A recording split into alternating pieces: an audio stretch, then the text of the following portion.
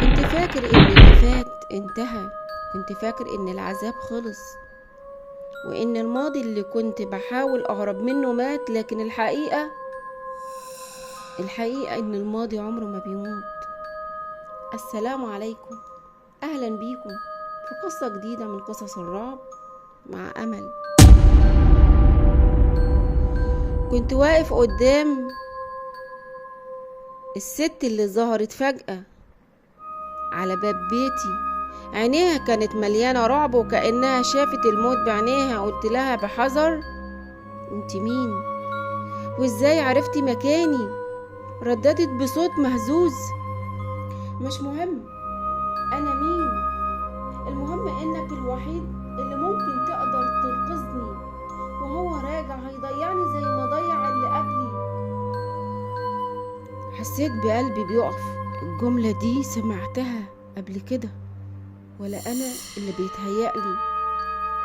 وفجأة الباب اتفتح بعنف، والهواء اللي كان جوه الأوضة بقى أبرد بكتير. دخل شخص غريب، وشه نصه في النور ونصه في الظلام، وعينيه فيها حاجة مش بشرية. قال بصوت هادي لكن في تهديد واضح: اهو دي اللي انت مخبيها عندك؟ حلو، هتبقى اول واحد يشوف العذاب الحقيقي. نور الدين.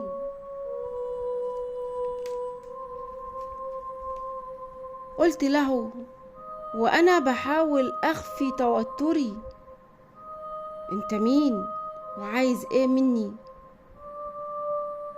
ابتسم، بس ابتسامة دي كانت اقرب لابتسامة وحش مستني فريسته. انا اللي انت نسيته، لكن انا منسيتش، وافتكر دايما الحساب لسه ما بدأش. فجأة النور في البيت بدأ يضعف والهواء بقى تقيل. الست اللي كانت معايا بدأت تصرخ وجسمها بدأ يهتز بشكل مرعب. صرخت: انت عملت فيها ايه؟ ضحك ضحكة خفيفة وقال بهدوء مرعب: مش انا دي لسه بتدفع ثمن ذنبها زيك بالظبط. انا مش فاهم ايه اللي بيحصل، انا فعلا السبب؟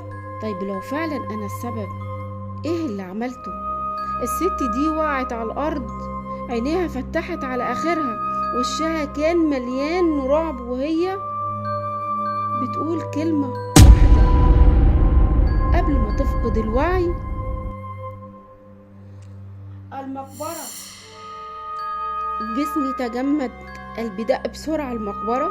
لا لا، دي انتهت، انا دفنتها زمان. بس لو كان في حاجة انتهت، ليه الماضي بيرجع؟ وليه حاسس اني اللي جاي هيكون أسوأ بكتير؟